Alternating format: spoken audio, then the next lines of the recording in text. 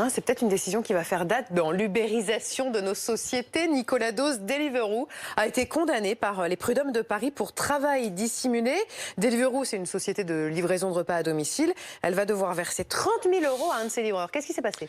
Un bras de fer, 5 ans de bras de fer, ça commence en 2015. Ce coursier souhaite que son contrat de prestation de service soit requalifié en contrat de travail. Les prud'hommes de Paris, hier, lui donnent raison et considèrent que le refus de Deliveroo, c'était de la fraude au code du travail. C'est une première pour Deliveroo qui n'exclut pas de faire appel. Non, le cœur de cette affaire, c'est la requalification des contrats de ces livreurs en contrat de travail, c'est ça? C'est un élément clé. C'est une question de vie ou de mort pour l'ensemble de ces business. Vous avez 3 enjeux. L'enjeu pour les indépendants qui veulent un contrat de travail, c'est d'avoir la protection qui est liée au contrat de travail et les droits sociaux. L'enjeu pour les plateformes type Deliveroo, c'est d'éviter que ces histoires, ces décisions de justice ne fassent jurisprudence. Du jour où ça devient la norme, la requalification en contrat de travail, c'est terminé les plateformes de livraison de repas. C'est terminé les plateformes de VTC. Voilà. L'enjeu pour la justice après, c'est vraiment d'apprécier au cas par cas et d'arbitrer finement les situations vraiment patentes où la plateforme a créé une pression sur le travailleur indépendant en créant un lien de subordination qui peut effectivement être considéré comme du travail déguisé. Parce que derrière